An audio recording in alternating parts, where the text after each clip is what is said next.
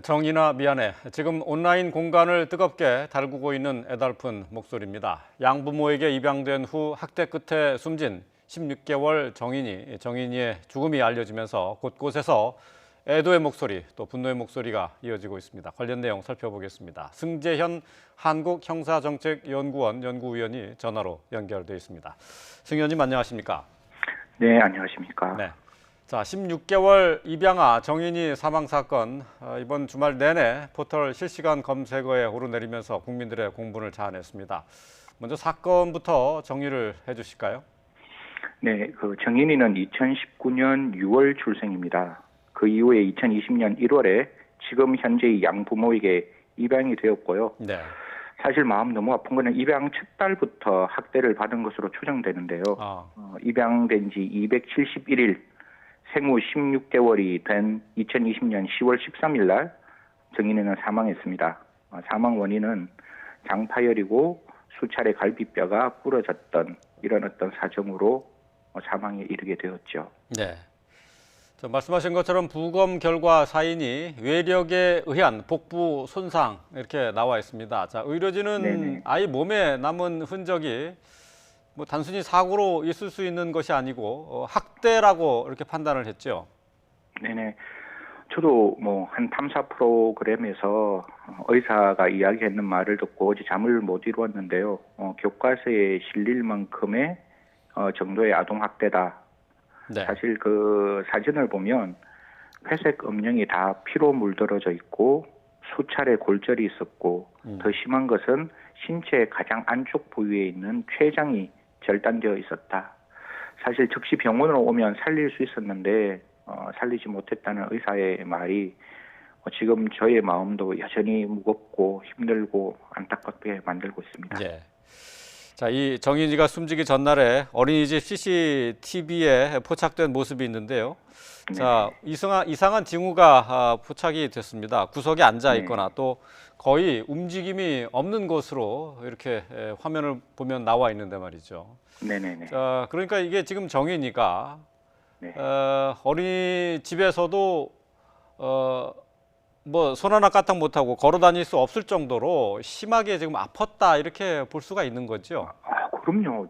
우리 앵커께서도 아이를 키워보셔서 아시겠지만 아이의 에너지는 굉장히 이렇게 높아 있는데 아이가 단 한 번도 그렇게 움직이지 않고 있고 저는 정말 마음 아팠던 게 하나의 음식도 먹지 않는 순간에 이렇게 우유를 한 모금 먹는 모습이 보였는데 아마 그거는 살기 위해서 먹었을 거예요. 왜냐하면 장기가 다 이렇게 파열되어 있으면 조금이라도 음식을 먹으면 더 메스꺼웠을 건데 그럼에도 불구하고 그거를 먹었고 계속 그 어린이집에 있는 그 선생님들 품 안에 안겨 있다가 결국 양부가 오니까 양아버지가 오니까 그때서야 힘없이 양아버지에게 걸어가는 모습을 보고 아이의 입장에서는 저렇게 양부모가 나를 학대하고 나를 죽음에 몰고 가더라도 결국 내가 기댈 수 있는 부분은 저 양부모밖에 없구나. 그 모습을 보고 정말 이거는 정말 고쳐져야 된다. 아이는 정말 부모밖에 없는데 그 부모가 아이를 보호하지 않고 배려하지 않고 오히려 죽음으로 몰아가는 이런 상황은 절대적으로 국가가 막아야 한다. 이런 생각을 했습니다. 네. 자, 정인을 학대한 범인으로 양어머니가 현재 지금 재판에 넘겨져 있고요. 양아버지는 아내 학대를 알면서 방관했다 하는 것이 혐의로 나와 있는 거죠? 네네.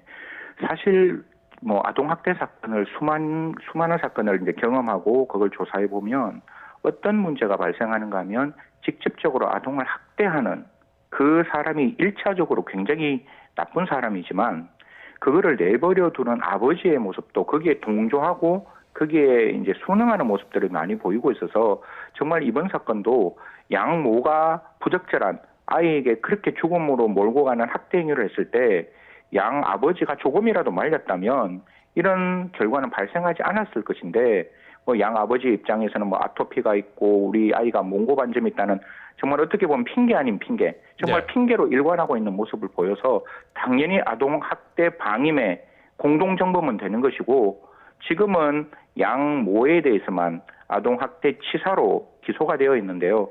이 아동학대 치사의 공동정범의 가능성도 이후 기소를 하면서 그 다음에 재판하는 과정에서 한번 살펴서 그 과정에서 만약에 공소장을 변경할 수 있다면 예. 그 양 아버지에게도 엄중한 책임을 물어야 한다. 이렇게 말씀드리겠습니다. 예. 지금 현재 알려진 바에 따르면은 지금 양부모가 입양과 관련된 일을 하고 있다라고 이렇게 전해지고 있어요. 그래서 더 학대 정황을 의심하기 어려웠다라고 하는데, 글쎄요. 이 부분도 그렇다고 저는 하더라도 예. 이게 좀 문제가 있는 거 아닙니까? 저는 너무너무 큰 문제라고 생각하죠. 사실 입양기관에서 봉사를 했다는 이유로 아이를 학대하지 않는다. 이거야말로 정말 잘못된 그 인식이고 그 인식으로부터 지금 우리 정인이가 지켜지지 않았는 건데요. 사실 좀 살펴보면 이 양부모는 포항에 있는 대학교를 다녔고 예. 그 양모의 아버지가 종교 활동을 하고 있고 그 어머니가 그 종교 활동을 하는 부설기관의 원장으로 되어 있는 모습들이 보여서 분명히 아이들이 어떻게 어떻게 돌봐야 되고 어떻게 아이들이 길러져야 되는 걸 뻔히 알고 있는 과정이고 자기들도 이렇게 봉사를 했는데 그럼에도 불구하고 이렇게 아이 정인에게 심각한 어떻게 보면 사람이 감당할 수 있는 최고의 고통을 느끼게 하는 췌장이 끊어지는 정도의 폭행을 했다면 정말 이 부분은 모든 국민이 용서할 수 없지 않을까 이렇게 생각을 합니다. 예. 양부모에 대한 비난도 크지만은 또 지금 양천 경찰서가 제대로 이 사건을 처리하지 않아서 억울한 희생이 나왔다라는 비난도 지금 계속되고 있어요. 자, 양천 경찰서에 보면은 홈페이지에 칭찬합니다라는 란이 있는데 말이죠. 여기에 거의 욕설에 가까운 내용들이 도배가 되고 있어요. 그러니까 경찰이 아니라 견찰, 그러니까 개견자를 써서 견찰이라고 하는 사람들도 있고 말이죠. 지금 같은 살인을 방조한 것이다라는 비난도 좀 나오고 있습니다. 경찰의 이 대처가 상당히 부적절하죠. 저는 양천경찰서 많은 분들이 고생하고 있는 건 아는데요. 이번 사건만은 양천경찰서가 오롯하게 책임을 지는 모습을 보여야 한다고 생각합니다. 3번 정도의 기회가 있었는데요. 첫 번째는 어린이집 교사가 이제 아이에 대한 아동학대를 신고를 했을 때 그 경찰관이 이런 말을 했대요. 뼈가 부러지거나 찢어지지 않으면 아동학대가 아니다. 아니 아동학대는 신체적 학대뿐만 아니라 정서적 방임도 학대라고 아동복지법에 명확히 나와 있는데 그 경찰관이 이런 말을 했다는 것은 기초적인 아동학대의 지식도 없었는 것이고 한 달 뒤에 자동차 안에서 방치되어 있는 모습을 시민이 신고를 했대요. 그런데 이게 30일 지나고 난 다음에 증거 확보를 하니까 저희들 블랙박스나 CCTV가 30일 이내에 지워질 수 있는 가능성이 열려 있는데 30일 후에 그거를 증거 확보를 한다? 이것도 불편하고 어색하고 마지막으로는 어린이집에서 다시 한번 아동학대 신고를 해서 소아과 의사 전문의잖아요. 그 전문의가 이거는 100% 아동학대니 제발 좀 그 부모와 격리를 해달라고 강력하게 요청을 했음에도 불구하고 그 경찰 쪽에서는 그 양 어머니가 다니는 단골 병원에 가서 그냥 입안에 있는 염증 정도라고 파악하고 사건을 종결했다고 내사 종결했다고 하니 이 부분은 양천경찰서가 입이 10개라도 할 말이 없는 부분이고 이거는 양천경찰서뿐만 아니라 이 사건 이후에 아동학대가 일어나는 모든 경찰 쪽에서 좀 고민해야 되는 부분. 지금은 1월 1일이 지났기 때문에 모든 수사의 시작과 종결을 경찰이 오롯하게 가지고 있는데 이런 사건이 다시금 경찰 쪽에서 발생하지 않았으면 사건 처리를 좀 잘해 주셨으면 하는 마음입니다. 네. 많은 분들이 경찰을 믿을 수 있겠느냐 하는 분노의 목소리가 지금 있습니다. 올해부터 검경 수사권 조정으로 상당한 수준의 수사권이 경찰에게 넘어가 있는데 말이죠. 지금 3차례나 이 학대로 신고가 됐는데도 불구하고 그대로 혐의가 없다라고 내사 종결하고 끝내고 이런 일이 3번이나 반복이 되는데 이런 것이 있을 수 있는가 하는 생각이 들어요. 절대로 만약에 지금 이 내사 종결했는 사건에 대해서는 엄혹한 책임을 물어야 되는 것이고 앞으로 이런 어떤 아동학대가 일어났을 때 경찰은 첫 번째도 두 번째도 세 번째도 아동의 복지와 아동의 건강과 아동의 안전인 거예요. 그래서 그 어머니와 양부모의 시각, 그다음에 친부모의 시각에서 어떤 사건을 접근하는 게 아니라 오롯하게 아이의 시각에서 아이가 얼마나 고통스러웠겠어요.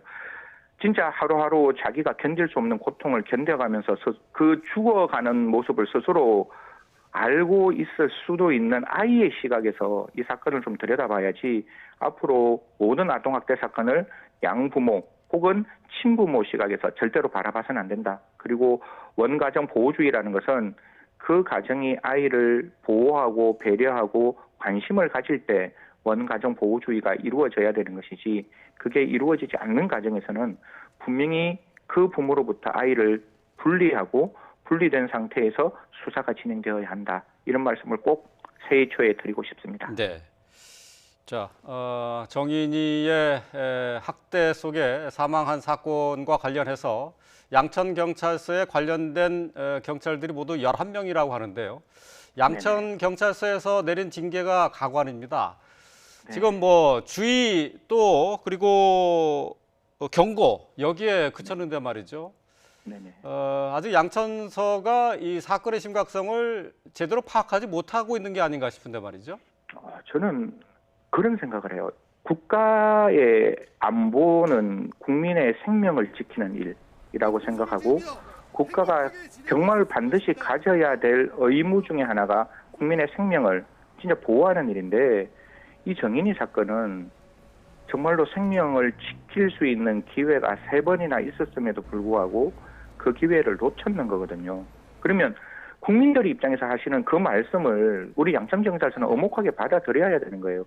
지금의 정인이의 사망, 저는 아동학대치사가 말이 안 되고 이건 살인이라고 보는데 예. 정말 제가 바라보는 살인이라면 그 아버지뿐만 아니라 양천경찰서에 있는 그 경찰관 분들도 정말 어떻게 보면 이러한 죽음에 있어서 절대로 자유롭지 못하는 분들인데 그런 분들에게 양천경찰서 내부적인 어떤 절차를 통해서 징계가 이루어졌지만 분명히 그 징계의 수준은 정말 미약했다. 경고 정도면 그냥 구두 경고를 하거나 그다음 견책이면 심할서 정도 쓰는 건데 아이의 사망에 비하면 턱없이 부족하다는 점은 뭐 저뿐만 아니라 모든 국민들이 공감하지 않을까 그렇게 생각을 합니다. 네. 정인이의 양부모는 이제 13일에 첫 재판을 받게 되는데 말이죠. 네네네. 지금 말씀하신 것처럼 적용된 혐의는 아동학대 치사 혐의입니다. 네. 뭐 잠시 얘기를 해주셨습니다만은 그 살인 혐의로 기소를 해서 재판을 받아봐야 하는 것 아니냐 하는 얘기들이 계속해서 나오고 있죠. 저는 그 사건을 담당했는 경찰과 사건을 지휘했는 검찰이 아동학대 치사로 보고 있는지는 모르겠지만 저도 똑같은 법조인으로 이 사건은 아동학대 치사가 저는 아니라고 보거든요. 이건 명백히 살인이고 췌장이 파열되었을 때 이미 대법원에서 살인의 그 죄명을 인정했고 1심, 2심, 3심 검찰에서도 살인으로 공소 제기해서 유죄 판결을 받은 사건이 있어요. 그러면 성인에 관련된 사건이거든요. 성인이 종교 집단에 들어갔을 때 그 종교 집단에 있는 사람으로부터 구타를 받고 췌장이 파열되었을 때 살인을 인정했다면 지금은 이게 기소가 되는 거예요. 기소가 돼서 죄명은 아동학대 치사지만 그 기소되고 난 다음에 공소장 변경 죄명을 바꿀 수 있거든요. 예. 검찰은 어떤 아동학대 치사가 무기 또는 5년 이상이라서 살인죄와 형이 똑같기 때문에 여기서 어떤 형으로 성부를 내는 게 아니라 죄명이 제대로 돼야 그 사람에게 물을 수 있는 책임이 만들어질 수 있는 거거든요. 미필적 고의에 의한 살인이 분명히 고의가 인정된다면 그 고의에 걸맞은 죄명으로 그 사건의 공소장을 변경해야 되고 경찰이 아동학대 치사로 만약에 그 사건을 송치했다 할지라도 검찰은 법률의 전문가로 이 아동학대 치사가 형이 확보되는 게 아니라 그 미필적 고의가 인정된다면 지금 단계에서라도 단연히 공소장을 변경해서 살인죄로 공소장 의율하고 분명히 그 공소를 제기하는 방법은 2가지가 있어요. 첫 번째는 살인죄로 주의적 청구를 하고 그다음에 학대치사로 예비적 청구를 한다. 쉽게 말하면 살인죄가 받아들이지 않을 때 아동학대치사로 처벌해달라. 그러면 아동학대치사로는 처벌되는 거고 정말 미필적 고의가 있으면 살인으로 처벌해야죠. 아니 과실범죄와 살인범죄는 존재의 평면이 다른 거잖아요. 예. 그러면 분명히 그 사람이 물을 수 있는 책임을 검찰이라는 그 조직은 제대로 된 법률을 적용해야 되는 그런 어떤 과정이고 아까 말씀드렸다시피 이제는 수사는 경찰이 하고 그 경찰의 수사에 대해서 적정한 기소를 담당하는 게 그 검찰의 무게라면 검찰은 그 죄명이 과연 어떻게 가는 것이 정확한지를 다시 한번 고민해봐야 되는 첫 번째 사건이라고 생각합니다. 예, 알겠습니다. 자, 많은 분들이 분노하고 있는데 말이죠. 어쨌든 저 살인 혐의를 적용하기 위해서는 가장 먼저 살인 의사를 먼저 확인해야 되는 것 아닙니까? 살인하기 그렇죠. 위한 어떤 고의성 이런 것을 먼저 확인이 돼야 되는 거죠. 네네네. 원래 우리가 이제 살인죄를 인정하기 위해서는 두 가지 고의라고 이야기하는데 처음부터 죽일 작정을 하고 네. 죽이는 고의가 있고 이게 죽을 수도 있다는 생각이 들었지만 그 생각을 넘어서서 행동으로 옮겼을 때 살인의 고의를 인정할 수 있는 것을 미필적 고의라고 이야기를 네. 합니다.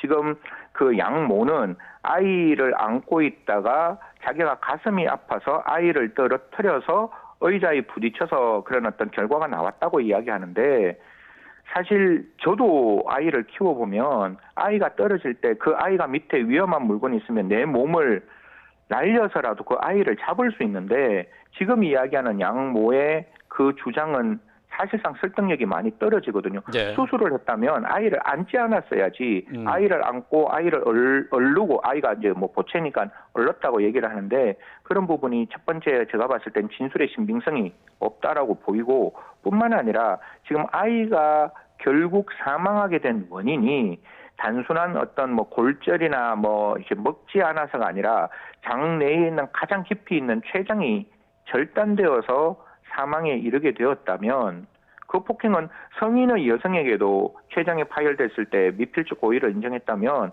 예. 대법원에서 그런 어떤 췌장 파열로 그 살인의 미필적 고의를 인정했는 게 제가 어제 종합법률 정보를 찾아보니까 2건, 3건, 서너 건이 나오더라고요. 예. 이미 췌장 파열됐는데 그 정도의 폭행을 가하면 이 사람이 죽을 수 있다는 사정을 알고도 그거를 넘어서서 폭행을 가했다라는 점이 이미 법원에서 나와 있는 사건이라면 분명히 아이 16개월 되는 아이에게 그 정도 폭행을 가하면 당연히 아이가 사망할 수 있다는 점은 인식했다라고 예. 볼 수 있는 거죠. 그렇기 때문에 이 부분은 앞으로 기소를 해서 재판 과정에서 좀 탄탄하게 우리 검찰이 기소 과정에서 좀 입증해서 저는 뭐 살인과 사형, 뭐 살인과 아동 유기치사, 뭐 형량의 차이가 얼마 없다. 무기 또는 5년 이상의 징역. 그 다음에 살인도 무기 또는 5년 이상의 징역이 있으니 어차피 유형이 나오는 거는 아무런 의미가 없다라고 할지라도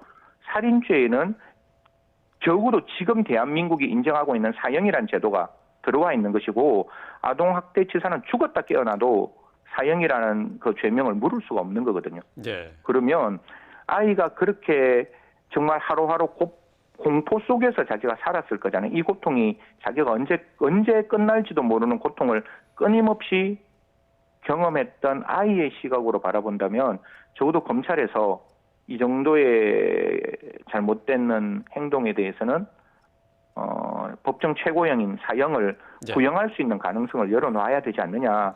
예. 그냥 우리 뭐 조두순 사건에서도 한번 그 심신미약 감경이 되는 바람에 죽었다 깨어나도 무기형을 선고할 수가 없었거든요. 예. 그런 어떤 걸 고민한다면 적어도 검찰에서는 이 사건의 엄중성을 생각한다면 대한민국 형법상에 규정되어 있는 형벌의 종류 중 하나인 사형이라는 걸 구형하기 위해서라도 살인죄로 네. 공소장의 변경이 필요하다. 저는 그렇게 생각을 합니다. 예, 알겠습니다. 입양된 뒤에 학대 끝에 숨진 16개월 정인이 사건 소식을 한번 정밀하게 짚어봤습니다. 승재현 한국형사정책연구원 연구위원과 함께했습니다. 말씀 잘 들었습니다. 네, 고맙습니다.